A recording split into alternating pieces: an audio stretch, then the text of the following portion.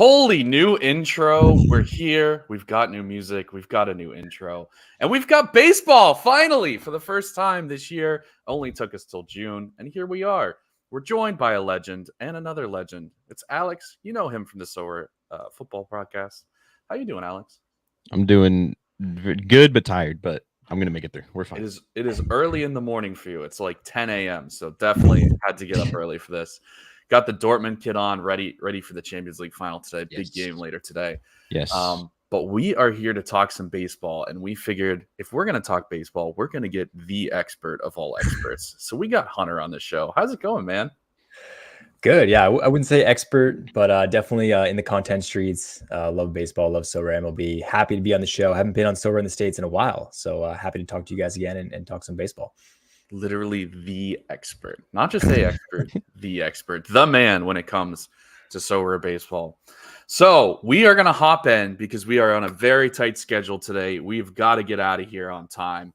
We are going to hop in and get some of this content going. So first, we're going to get some comments. We got Jay Blaze. He's here for any Sorare in the States content. He's our guy. And then the legend himself, Miguel, is also in the chat. So what's up to Miguel? And then we've got a question about football, which is I can't escape it. Not why we're here, but 2 words or less, Melia or Pulscam? Melia, probably. Perfect. All right, so let's get into Sorare MLB. We're going to start this thing off, and I'm going to give you guys a little bit of a rundown of where I am with the product in general, because we haven't done a show like this for a while. And part of this goes back to why have we not done a show like this in a while? And I think a lot of it goes back to we see that Sorare cares about football. So we're doing football episodes. We do 3 football episodes a week. We don't do any baseball episodes. And the reason is Sorare doesn't care about MLB. So that's our thesis statement for the day. And I'm going to show a little bit of my work. And you guys feel free to jump in here and stop me. But I came up with a list. I went back on Twitter. Ooh. So I went back on Sorare MLB's Twitter and I went back on Sorare's Twitter, right? Sorare's Twitter I got through like March because they post so many things about different giveaways that they're doing or like manager content, anything like that. I was able to go back all the way to November in Sorare MLB and look at all of the different stuff that they've posted. And I was looking specifically for new features that have come out on Sorare since last year. Okay. So here's the list that I got. Oh, God. So these are things that started on Sorare Football and have since been integrated into Sorare MLB.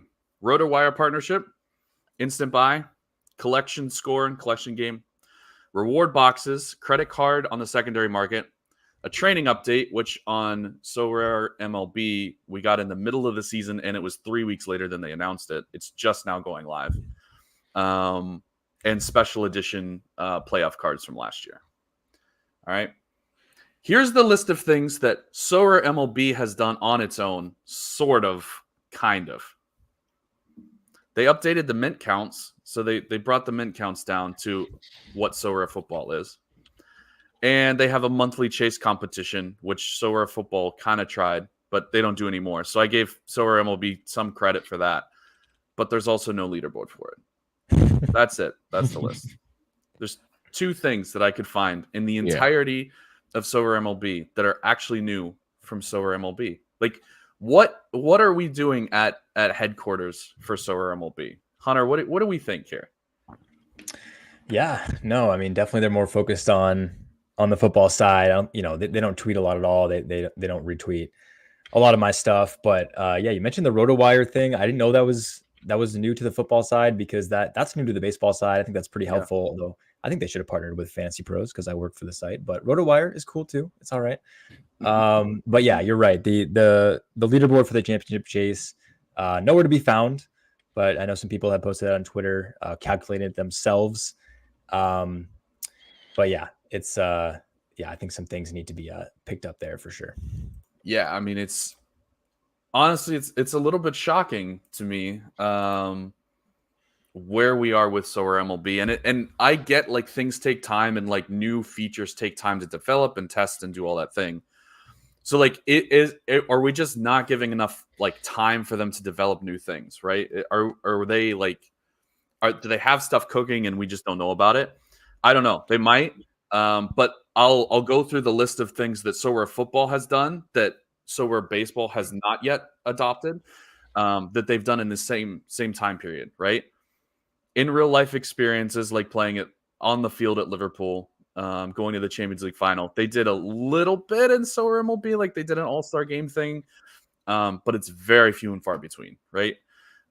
Rivals as a whole game mode, like a brand new game mode in Sorare football. This is not out yet in Sorare football, but they've announced that you're going to be able to craft new cards with like Sorare. I don't know what it's called, but you're going to be able to make your own Sorare cards. Brand new leagues and Pro Rel within Sorare MLB. I'm sorry, Sorare football. They partnered with the Premier League last year. Huge league. And I get you can't really do that in baseball, but like Japanese league coverage. I mean, there's other things like World Baseball Classic. I think we all wanted last year. None of that was done. And then doing 3D digital player cards as well, that you can put into VR and everything. That's the list of things that they've come out with. All that stuff is huge. It's all big stuff. It takes time to develop that stuff. But like Sorare MLB literally has two things, and one of them they've kind of done badly, right? Like that's kind of where we are, I think, in the Sorare MLB landscape. And Alex, I can kind of get your thoughts a little bit because you're kind of coming in newer to the MLB game. Yeah. Does it seem to you like anything comes out about Sorare MLB? No. So the main thing from getting that from you and sort of like going over how I've played is that nothing has changed at all since I've started. There hasn't been anything added. They have the monthly chase. I still don't know what that is. They didn't really explain that. And I tried to see like, oh, should I play this? There wasn't really anything. Yeah.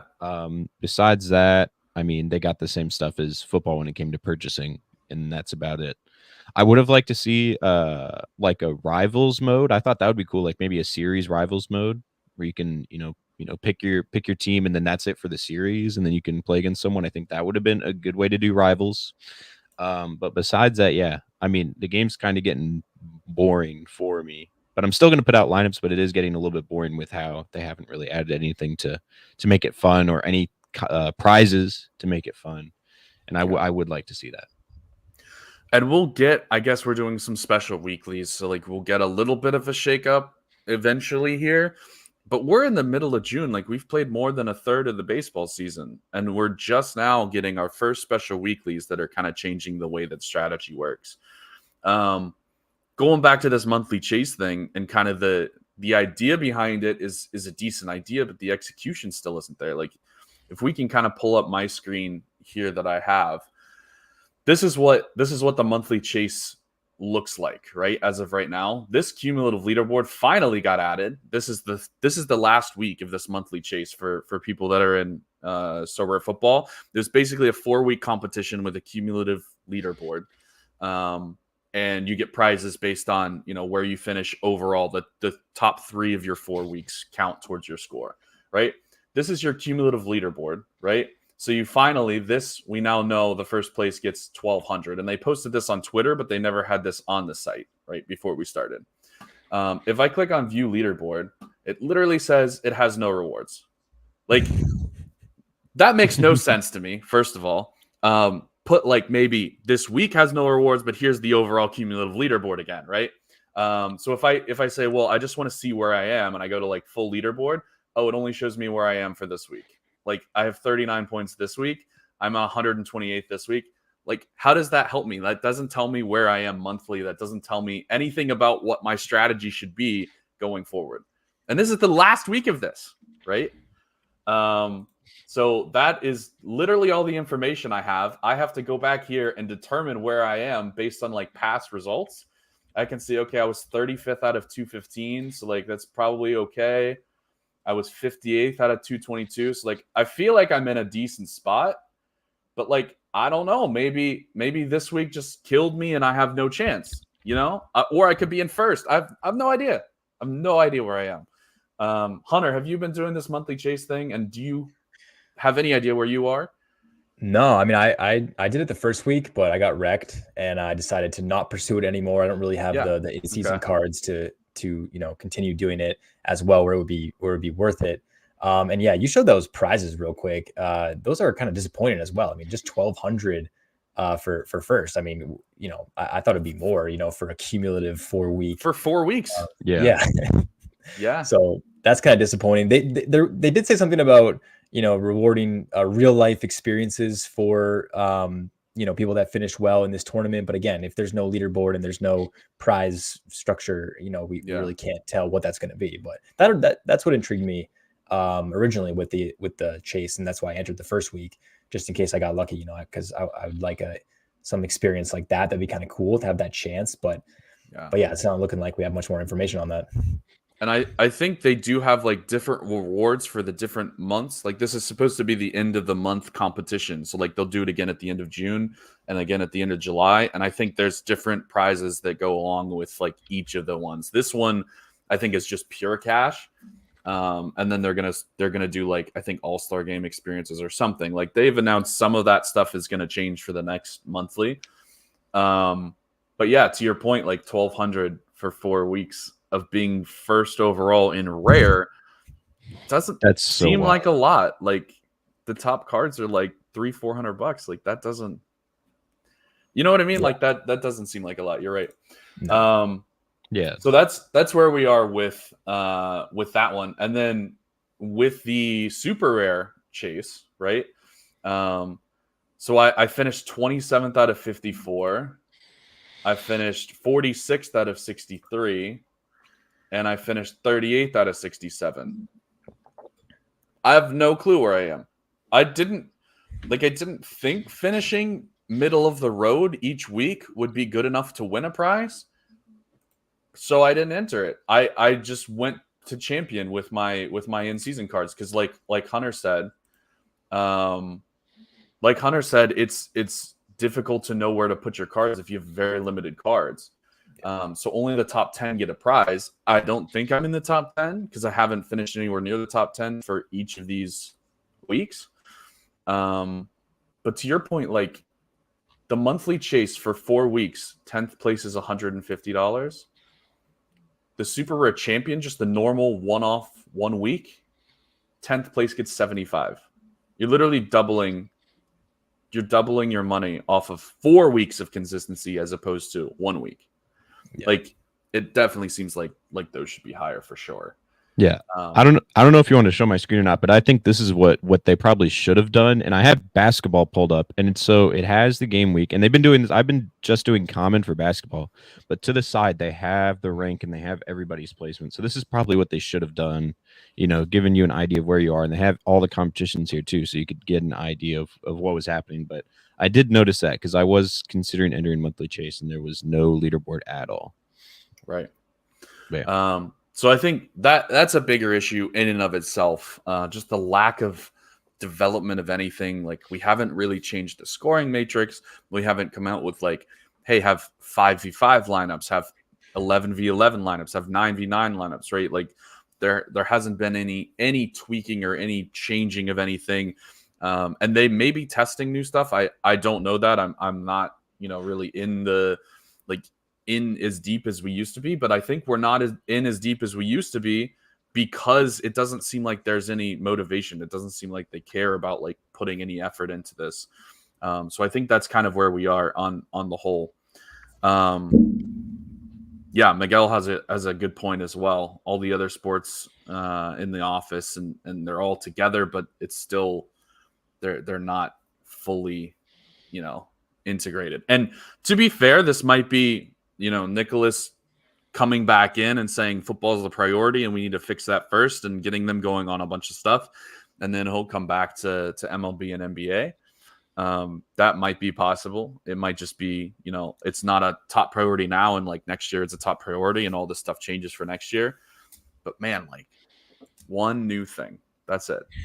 Yeah. Do you think it's an amount of user thing? Do you think they're seeing that there's more users for football and just focusing on that and not giving MLB anything? Do you think that's why? Well, how are you going to get new users if you never come out with anything new? You never like they tweet like once a week, if that, you know?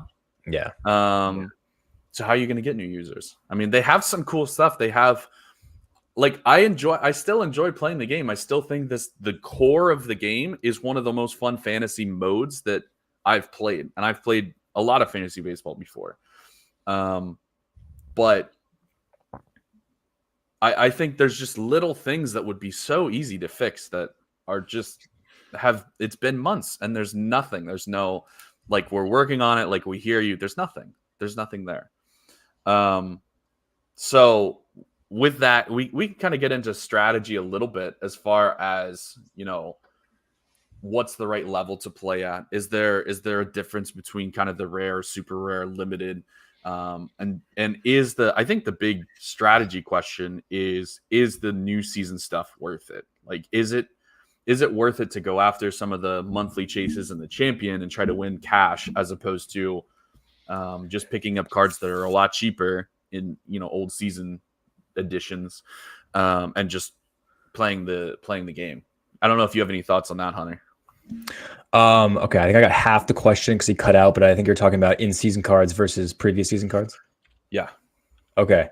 Yeah, I mean, I think the champion contests are good if you're going for money. You know, I don't have a ton of in-season cards, but I do try to go hard there because they do have the cash prizes up top, which is nice. But yeah, most of my gallery is, you know, my best players are old cards, and I've had some success, you know, playing in the other limited contests. But yeah, that's where I'm at right now, focusing on limited tier and building up a gallery from there. Have you won in season stuff? Do you keep that or do you sell it on? So far, I've kept it. I won my first tier 1 this season. I got Alex Bregman, which is pretty awesome. So I've kept him, and yeah, he's coming off of a good game week, actually 2 good game weeks in a row. I also won a tier 2 after that, which was a guy I'd never heard of, which kind of disappointed me. It was a relief pitcher on the Dodgers, Alex Vesia, and he gave up a grand slam the day after I won him. So not great, but I have kept him as well because I only have 2 in-season relief pitchers. But yeah, right now I've been holding just because I want to build up in limited. So I'm not focused on selling right now. I'm focused on building up my limited gallery so I can eventually move up from there. I think, and you can show my screen here. I think you can see how many cards I've been buying versus how many cards I've just been winning, right? And I think I'm starting to kind of work my way into a limited champion team with Chisholm, and then I won a Altuve earlier this year. And then I just won Ha-Seong Kim like this week. So that was good. So I'm starting to get like the core of a team together. My idea when we started this was to go hard into rare, and you can see that I've been focusing on a Cardinals stack and trying to buy a stack of all in season because I think long term the Cardinals have a bunch of good young hitters that eventually they're not doing well right now, like granted, but eventually I think a lot of those guys will be worth more, like Jordan Walker, Alec Burleson, like some of these guys I'm paying nothing for. Mason Wynn's already starting to turn it on a little bit. But you get that whole stack, you get that collection bonus. And I think that's what I've been kind of focused on is trying to get that collection bonus up. You can see I'm already up to 3%. In rare, that's a big deal. So I'm already 11% on some of these guys. So I think I've learned from Sorare football how big the collection bonuses can be and how much to focus on that. So I think that was kind of my focus coming in with new season specifically, was pick a team, get their basic lineup in rare, and then just kind of enter that lineup as a stack in the rare competitions. And then you can see it's been working out. Like I won an Ian Happ, I won a Michael Harris. Some of these other ones are not great, but I won an Acuna at the beginning of the year, which I flipped into Munoz in season, Nola in season. I think I got this and this. I got all of these from Acuna. So that actually worked out really well. Obviously, I'd never want to see Acuna go down because I'm a big Braves fan. Yeah, I was gonna say Um, you did that pretty well. You timed but- that one right. Yeah, getting rid of him was definitely the right call. Because it allows me to, with these two specifically, it allows me to play a lot of the super rare champion stuff, which I haven't done anything with because for some reason Fernando Tatis has decided that he's not elite anymore. But it is what it is. So that's kind of where my focus has been. And I know, Alex, you're kind of new into baseball, and I know we've talked a lot about strategy and who to go after and everything like that. You've been kind of building a gallery from scratch. How have you gone about the in-season versus old season? So I don't know if it was on the show that I talked with Hunter about it, but Come on. I basically said the premium for new season is just too high. Like it was almost like 1.5 to 2x to get new season. And I understand like the rewards can maybe be better with the cash and having to do that, but for me, I'd rather just go old season and try to win cards and then try to sell those cards because like new season, first of all, they're more expensive if I win them. Second of all, I think is the cash less than what the card rewards would be? Because I know that's sort of the case with football. It kind of is because the new season cards are so expensive. Yeah, I kind of don't feel like a lot of people have actually caught on to like. I think the new cards are kind of overpriced. Yeah. So yeah, and so I sort of, as I said, I've been targeting like value guys. I would say the best word is like I haven't bought anybody in 22 days. There's no one that's really caught my eye enough to buy, but I picked up Holmes to pair with the Yankees pitchers that I had. Smith was batting well and he's done even better, and then Kepler was starting to do well, so I picked him up. But like the only way that I would buy new season is if I use where are they at? I don't know if I can show them, but the credits. That would be the only reason that I'd buy new season, and it would be someone super cheap. It'd be someone that, because all these guys like Flaherty, I think is like $30 new season, and that's just I don't want to spend $30. Yeah, it's triple, and it's worthless at the end of the year. I mean, it's worth whatever you paid for it at the end of the year. Exactly. Yeah. To be fair, going back to Alex's point, I completely forgot about the credits because I didn't see that anywhere in their Twitter that they had credits. So yeah, that's I guess one thing that they've done that Sorare Football hasn't done yet. What do we think about the credits? I mean, I don't know if you've bought a lot of stuff off of auction or the secondary market, Hunter, if you're really in touch with that side of things. No, I mean, I was gonna say like I don't even really use the credits at all. I think they're kind of like pointless. Like you get those reward boxes, you get excited for a card, and then it's always a credit. Like I've never gotten anything else.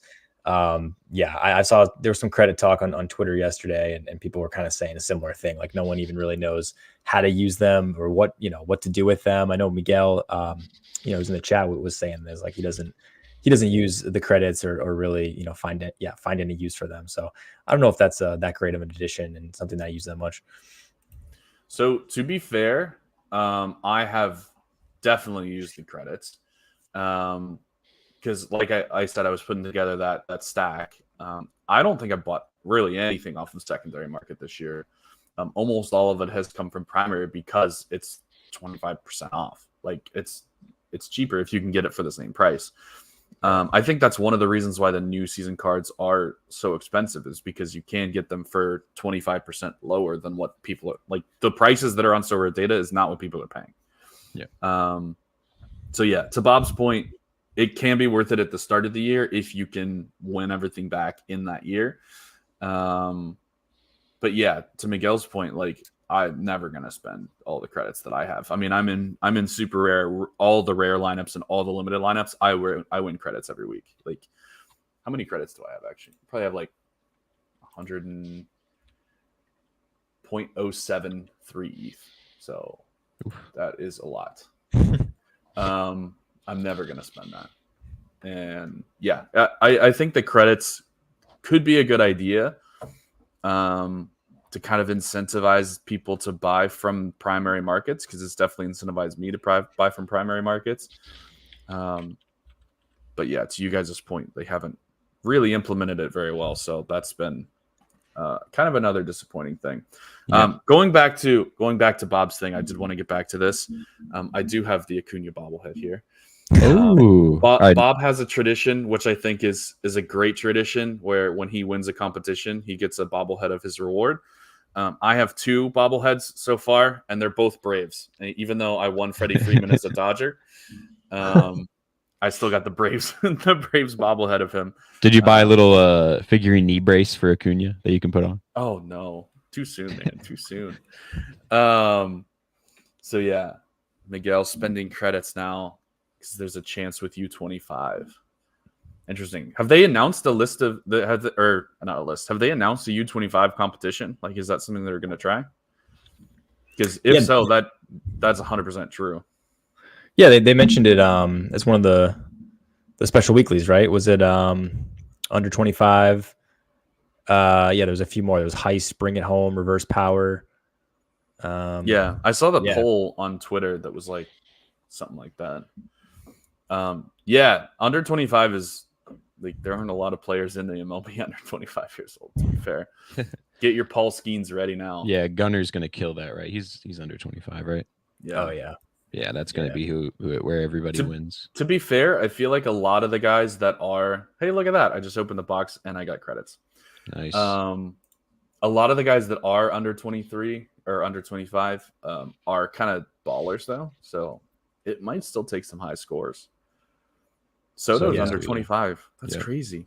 No, it's Soto's 20. That's funny. I just googled him. He's 25. So that's insane. Right? He's got. I feel like Soto has been in MLB for a millennium and a half. Yeah. Well, he won the World Series when he was 19, I believe, with the Nats. That's wild. Yeah. But you know who's under 25 is Bobby Witt Jr., I believe. I mean, there's a good one. He's a demon. 23. There you go. I feel like I might be able to have a decent stack of those in rare at least. Yeah, I wasn't really prepared for U25 at all, so I'm glad you guys brought that stuff up. Yeah, even Bob's point, like Witt, Tatis, Vlad Jr., like all ballers, right? So I do think it's kind of almost a premium competition, you know? Like it's gonna take some big names and some big hitters. There's not gonna be many. I think Lars Nootbaar is under 25. Nope, he's 26. The Cardinals have some guys that are under 25 that are like, they're not really that good. It's like maybe, but yeah, I think that'll be an interesting competition. You could probably, you could get a couple Royals in there for sure. They're a young team. But this is what makes it fun, right? When you have to think of new strategies and like, how do I adapt my gallery to fit this thing? Like, this is what we need more of. Yeah, no, I was gonna say I love that. Like, I think this stuff adds so much strategy. Like that one, reverse power. Like where you get 10 points for 10 points for a single, just 3 for a home run. So like all of a sudden, Luis Ariz like becomes like the best player, and in like regular is so rare. Like Luis Ariz like isn't exciting at all. In real life, he's great, but like something like 100%. Reverse power, load him up. So I love that kind of stuff. And even when you're like, when I'm going through and scouting new players, I don't even look at their average. I don't care. I don't give two little things about their average. All I look at is home runs and stolen bases. That's it. If they're a 2020 guy, I'm probably gonna be on board. So yeah, I mean, I think it's great that we can find ways to like make the underused guys more valuable, if that makes sense. Or at least have some sort of purpose. So I think more competitions like that would definitely be good, and being creative with like how we come up with those types of things. Let's get into players a little bit and some guys that are maybe undervalued, overvalued. Because I haven't looked through a whole lot. Like I said, I haven't been buying players. So I haven't really been looking for, those guys that are super underpriced. But I think there was a comment earlier about can we build kind of a common team? So let's go through and find some players. I'm sure you guys both have some ideas, but we'll start with Alex. See, he's ready to go. Yeah. I'm on Instabuy right now trying to see like who's cheap, but there's like with new season, there's no one cheap. Gary Sanchez, he's been doing all right for us. I don't know. Nelson Velasquez put some big scores, but I don't know if those are like he's subbing in for someone. Beatty, I know is all right, but yeah. Brett Beatty has been absolutely terrible lately. Yeah. But I do think kind of long term, he's still going to be really good, and he's really, really cheap right now. Yeah. What are your thoughts on Brett Beatty, Hunter? Yeah, not interested. In Not at Beatty. all? I feel like he's. I mean, I don't know. Is he? Is he still platooning? Like, I feel like those kind of guys that don't start against lefties. He was starting pretty consistently, but they bumped him down the order a bunch, and he just wasn't hitting at all. So now he's back in kind of a platoon role.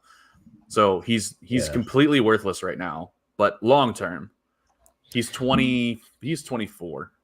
He's not super young. Yeah, I see. What $2 now on his 2022 limited. They're very cheap. Yeah. Yeah. I just have it in my brain with these guys that platoon. If he doesn't platoon, I mean, yeah, load him up. But some of these guys, man, some guys that I have, like Kerry Carpenter comes to mind, like Jake Fraley, these guys that only play against righties, just can't really do it on these game weeks that are 3 and 4 games. But hey, $2. I know the Mets are kind of in shambles right now. But yeah, I mean, you can take a risk on that. Very cheap. I'm glad you brought up Jake Fraley, because I've had a love-hate relationship with Jake Fraley forever. I think I've bought and sold his super rare 3 or 4 times.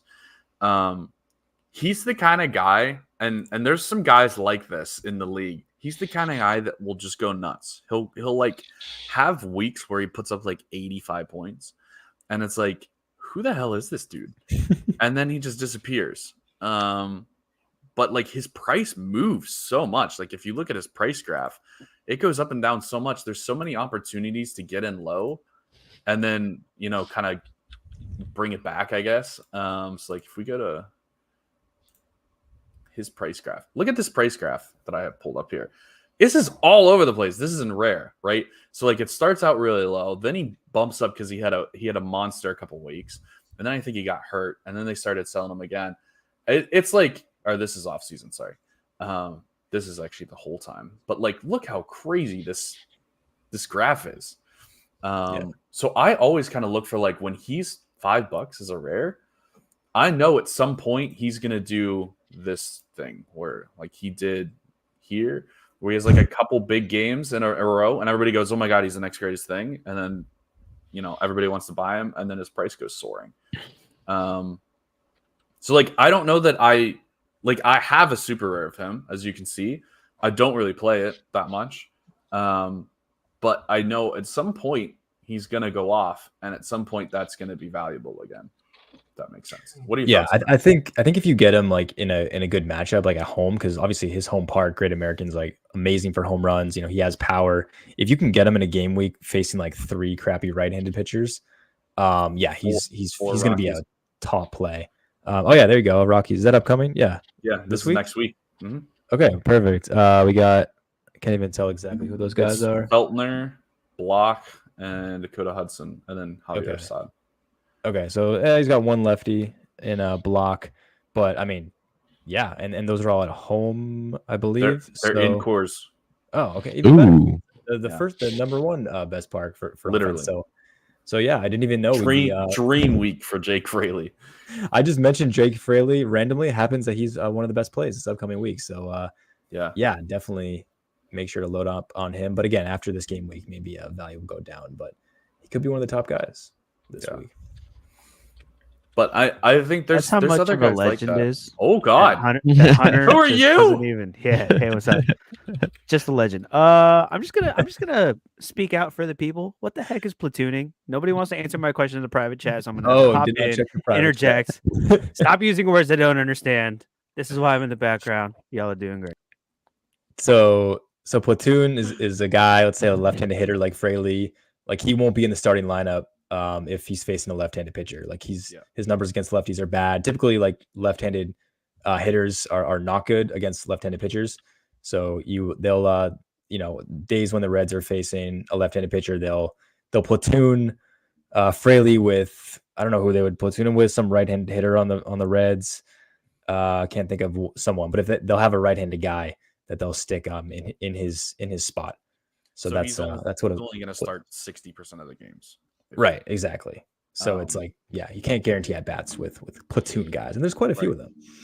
Yeah. Oh, it's a big thing. I mean, baseball's a big analytic sport, and we kind of know lefties aren't good against lefties. And I mean, certain guys can do it. So like your Freddie Freeman's always start, but yeah, I mean, I think that's definitely something to know and kind of watch out for. You definitely look for those guys that are consistently in the lineup every single game. I think that's step one of anything that I'm looking for on a player. If I'm looking to scout, is do they start every single game? Because if they don't, there's really no point in having them. So I don't know. What are your thoughts on Alex about Jake Fraley? Based on what you guys are saying and what you're showing me, you already bought him? No, but I like these.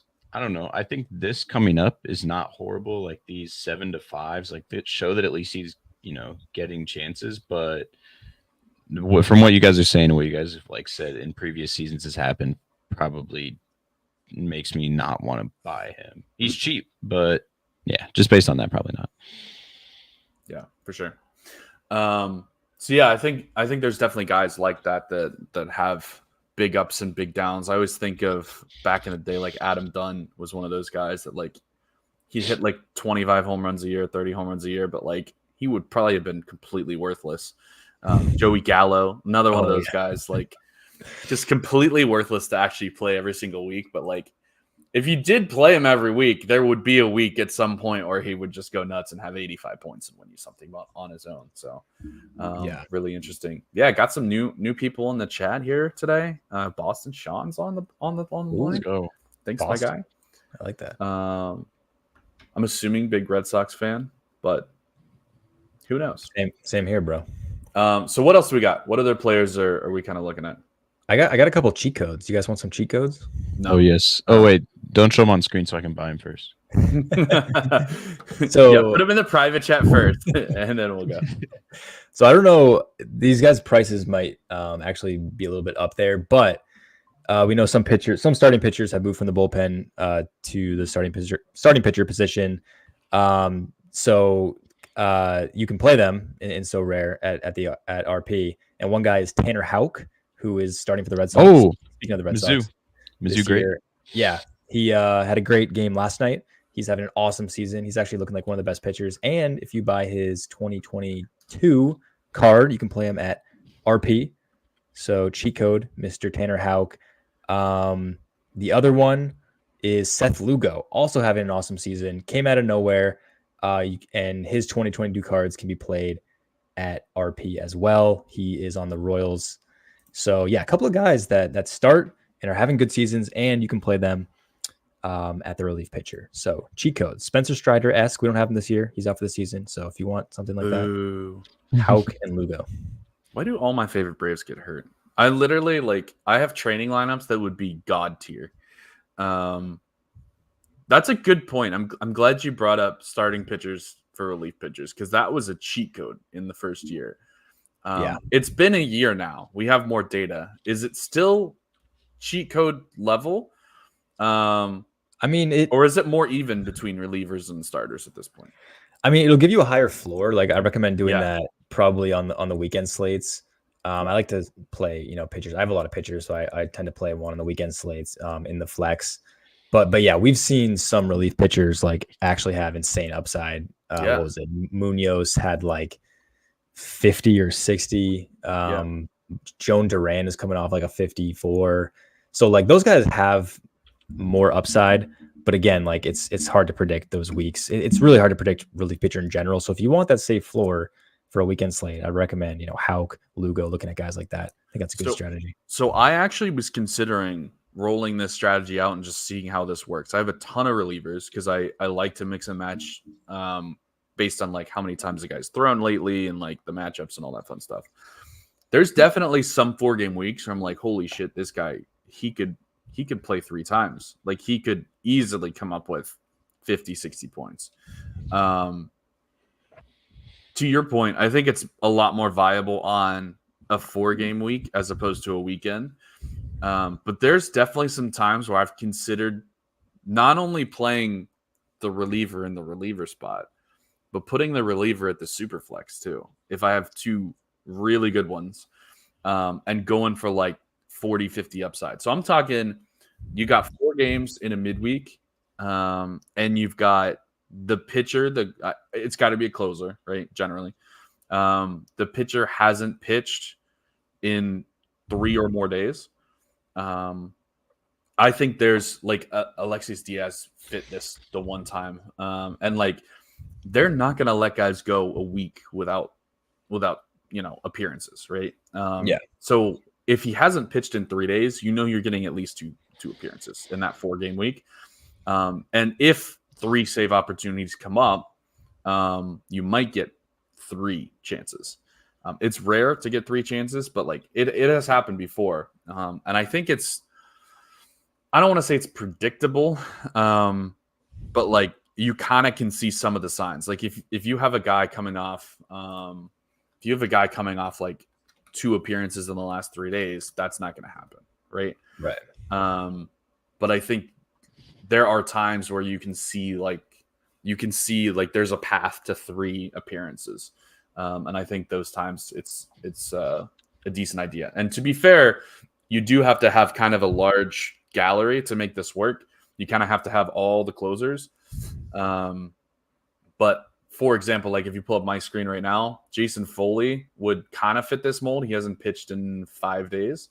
So like he's going to get a chance. Now, obviously this is not the start of a game week, so this is going to change by the time next game week rolls around.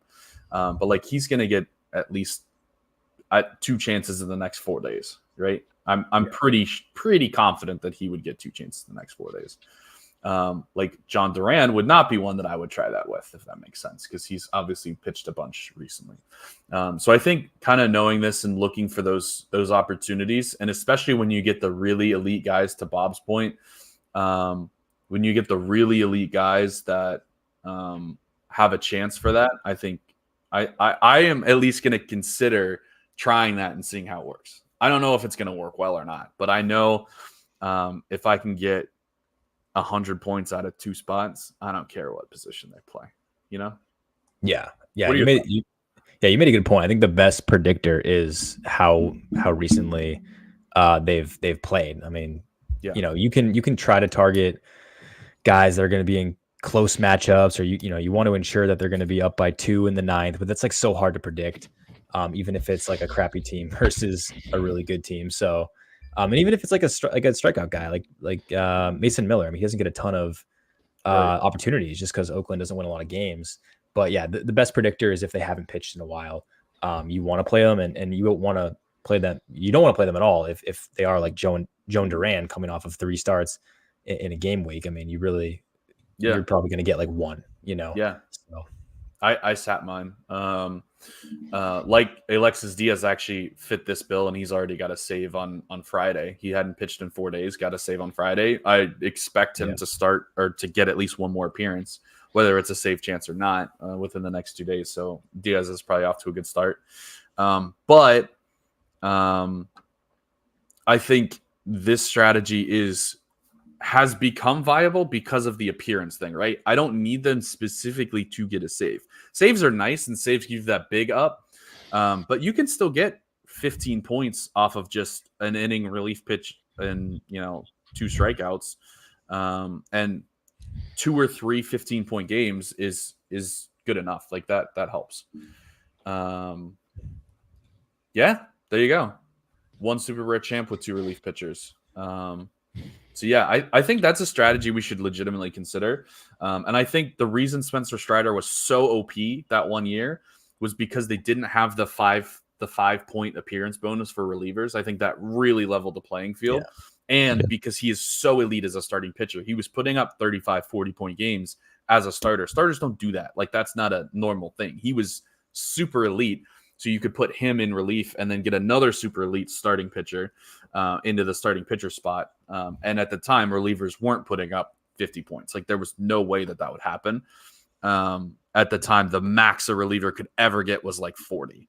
So if he is consistently putting up the max that anybody could ever get, then that's why he was such a big cheat code. But I think to your point, Tanner Houck is actually a pretty good example of a guy, because I think to be a cheat code, they have to be elite. They have to be having a really good year. If it's just a reliever that is starting, that doesn't necessarily make them a cheat code at this point. Yeah, absolutely. Yeah, Tanner Houck's been amazing. Incredible ground ball rate. Has not been giving up home runs at all. Yeah, he's ERA is wild. Yeah.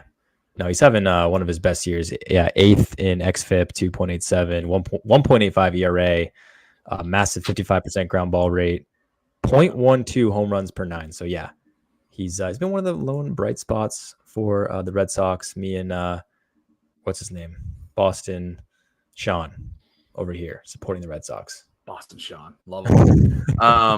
I feel like I have to pick he's one our new up. go-to Red Sox fan. I feel like I have to pick one up based on Mizzou alone. I feel like that'd be cool. Kind of my last overall strategy question. This one's more for Hunter, because you have a little bit more experience with this. Guys like Tanner Houck, 27, theoretically could pitch until he's 36, 37, could have a decade left, right? Super young guy, but we've seen Spencer Striders in the past that are really young, pitch really well, get hurt, out for the year, have Tommy John, never the same. Like, how much weight do you put on age? And like, I want to stay away from, I mean, this is a bad example because he's 40, but Charlie Morton, like Charlie Morton's still a damn good pitcher, which is weird to me. He was old for the Pirates like a decade ago. But like, if you had bought him a decade ago, theoretically, if Sorare MLB was a thing, you would have had a decade of pitching that, like, yeah, he's been old this whole time, but he's still putting up numbers. How much stock do you put in the age of the player? Yeah, it's a good question. You brought up Morton. Verlander is another good example. Yeah. I mean, he's over 40 and he just struck out 9 batters in a game like the other day. So like he's still good. Scherzer's been hurt, but I mean, he's another guy that's 40 probably at this point, has been good. I think it matters like the type of pitcher. Like we've seen knuckleballers have long careers because they're not like destroying their arm every pitch. They're crafty. They don't throw hard. Tim Wakefield had a long career, as we know. Greg Maddox's of the world. Yeah, right. But then you get all these guys. He wasn't a knuckleballer, but yeah. Sorry. No, you're good. We've seen so many, guys go down early this year with Tommy John because everyone's throwing so hard. You get guys like, Mason Miller who throw like 103. They're gonna hurt their arm after a while and not be able to go on. I mean, Mason Miller, he started as a starting pitcher last year. He got moved to the bullpen, which is probably good. You can't be firing 103 all the time. Paul Skeens, he throws hard. I mean, he's a guy, again, super young, just turned 22, but those are the kind of guys that are going to get hurt. And when you get Tommy John surgery, like you're not just out for a little bit, like you're out for the rest of the season plus a little bit of the season after. It's a big recovery. And some guys, have to do it twice. So it is a big risk, but yeah, there's certain guys who, aren't those flamethrowers that can have long careers. It's just a matter of finding them. Yeah. And I mean, we're throwing Alex under the bus right now. We're just showing what he's doing. I love this. Yeah. Maybe unshare your screen, Alex, so that he can't do that. Let me buy in peace. So yeah, I think I think that's a good point. And like everybody gets super excited about Paul Skeens, like, oh my God, he's gonna pitch for 2 decades. It's like the dude throws 100 miles an hour. Yeah. The odds that he doesn't get Tommy John at some point in his career are very, very low. Right. So yeah, I kind of agree with you to that point. What about position players? What about younger guys? The one that kind of comes to mind right now is Corbin Carroll because he's struggling so much. It does sometimes you can kind of come up to the big leagues, just be hot, have a decent rookie season, and then kind of fall off the wagon. I mean, Kyle Lewis is a great example of this. Actually, 2 years ago, he was rookie of the year, and is he out of baseball? I think he's out of baseball. Yeah. I don't think he's on the team, sadly. So like, yeah, I mean, he's like 26, isn't he? Like he's super young still. So what do we think about position players with age, with respect to age? Yeah. And shout out Jay Vick for coming, even though you don't understand baseball, like your support. But yeah. Corbin Carroll, I mean, he's got the sophomore slump going. That tends to be a real thing. I think he's playing a little bit better now. He's a guy that can like produce fantasy points like without having to just like rack up hits. You know, he does everything. But yeah, I guess. Oh, sorry, I lost my train of thought. But yeah, you know, streaks in baseball is totally real. Like we've seen, you know, the Blue Jays started off so cold, like as a whole, but then they started to pick it up. Like the thing with baseball, you have to like find these guys, these players that are hot, you know, because that's kind of how baseball works. You go cold for a while, you go hot. And yeah, there'll be certain guys like that that are streaky. You know, Alex Bregman, he was a guy that started off the year really bad, and then he's picked it up. Right. So, and he's not young. He's 30. We actually have the same birthday, me and Alex Bregman. He's 1 year, Nice. 1 year older than me. Fun fact. There you go. But but yeah.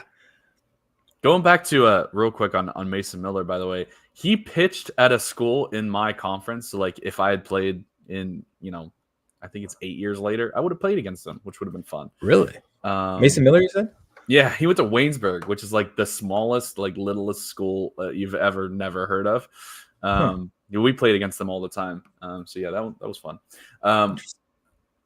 Going back to Corbin Carroll and kind of that whole discussion, is there? I mean, this is the way I kind of look at it. I buy low on those kind of guys, right? I feel like the talent eventually is going to shine through. Like you're going to have your cold streaks.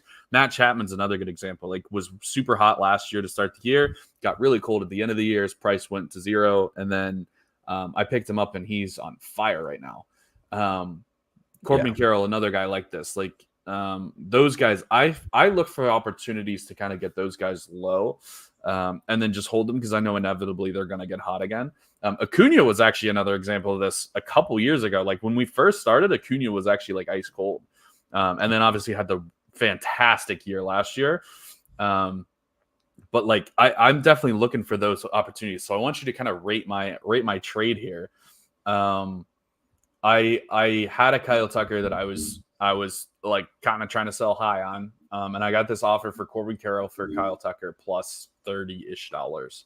Okay. What do we think? Is this am I dumb or was this a great move? No, I mean Kyle Tucker. I mean, I think you did it right for selling high. I mean, he's good, but I think he was leading the league in homers. I think Judge passed him last night. I think Kyle Tucker is a really good player, but Corbin Carroll, younger, is slumping. He will pick it up. I mean, he's a very hyped prospect. And then $32 on the side. I mean, that's I like it. That was the thing. I thought it was like a fairly even 1-for-1, and then you get half his price as a sweetener. I think that's a big deal. Going back to Bob's last comment, Tatis and Olsen could just stay cold all year. Those guys aren't going to stay cold all year. Like Olsen's starting to get there a little bit. Tatis even is starting to get there a little bit. But like somebody's got to hit for the Braves, or else we're not going to make the playoffs, and that's just not going to happen. So Austin Riley's been cold with Acuna going down, and Riley's had some injury things. So like this is still an elite lineup. Like let's not kid ourselves here. Like if you want a Brave stack, and I've had the whole Brave stack forever. These guys are all undervalued. Like they're all coming back. Ozzy Albies has been super cold too. So yeah, that Brave stack might be worth a look. Alex, you're back. Have you completed your buying? You're muted, my guy, or your mic is not working. I'm gonna assume I get rejected on that offer. If I had to guess, no one likes trading. Every trade I've sent in MLB has gotten rejected. Every single one. So I don't know if it's me like sending bad trades but yeah. Also, people don't buy listings. I think that's kind of weird. But what do you think of the state of the marketplace, Hunter? Are people buying anything you have? I haven't looked super hard. I don't know. I don't see people buying right now. I did most of my buying before the season started. Right. I listed like 6 cards before last game week. I sold 1. I sold Ceddanne Rafaela, who of course hits 2 home runs right in my face after I sold him. But I had to sell him because I had to get the Hunter Green card for the giveaway that I did on Twitter this past week. But yeah, my cards didn't sell, so I don't think people are. And I posted them at reasonable prices, so perhaps people aren't buying right now, and it might slow down over the course of the season. We shall see. Yeah, I think I went through and listed almost every single card that I had that I wasn't playing. And I sold like 3 or 4 of them. I think it was like a 10% hit rate, something like that. And they were all listed for lowest price. Some of them I was like, there's just nothing else listed in the market. And I was like, yeah, if someone will pay me this, I'll take it. And there's been some like really weird sales of like just guys that I thought would never sell ever, and that those are the ones that sold. I was like, who's doing this? But yeah, I think definitely the marketplace is flat. It's stale. There's nothing really happening. I think credits are a part of that, and I think Sorare's lack of interest in MLB is another part of that. So I'd love to see things get going again, but that kind of brings it back to where we were from the beginning. That is a big offer, by the way. Anyone in chat, Bob is maybe the smartest person on the planet. So if he's willing to answer questions, you should ask him all the questions. Pepper him with questions. Yes. Yes, correct. Yeah, you definitely want to have some studs, and you don't. It's not really that much of a matchup game, if that makes sense. As we're wrapping up here, any thoughts from the gallery? Hunter, Alex, Hunter, we'll start with you. The gallery? I mean, your gallery? No, that's just his thing. Never mind. Keep going. I think wanted me to give you analysis like on the peanut gallery. Yeah. No. Thoughts. Overall thoughts. Yeah, love Sorare, love the gameplay. Probably need to put more attention onto this the baseball side. Admittedly, Damien, I'll be talking to you. Step it up. No, I love Damien. But yeah, love the game. Love watching baseball. Makes watching baseball super exciting. And happy to have won some rewards this year. Hope to win some more. Yeah. As someone who's new-ish to MLB, Alex, your last thoughts as we wrap things up. There was actually a lot that I learned here, and some guys that I think I'll be looking at picking up. But overall, I'm just waiting. I know that first win that I get is going to be really. It doesn't matter who I'm getting, like what tier. As long as I win something, I know that's going to be fun. And this has already brought me into just baseball in general, the sport. And so if they add stuff like you guys have been complaining about, and if they add some modes, I'm sure that it'll be even more fun. But yeah, that's the only thing that needs to be tweaked is just like more interactive stuff. Yeah, a little bit more care and love needs to be poured our way, so that we continue to see growth and see new people coming into the game. Because, like I said, it is such a good core. Like it's such a good idea and principle and everything that makes Sorare MLB unique. Kind of started at the beginning and started with Sorare. So I want to see more uniquely MLB things that kind of come out and try different things, and don't be afraid to try and fail, as they say. I think that's the biggest thing. Is just we want to see some more effort and maybe some more communication as to what's going on. Thank you guys both for being here. I know we all want to see MLB go nuts and be awesome. Miguel, same way. Keep improving the communication and everything like that, because the core is there.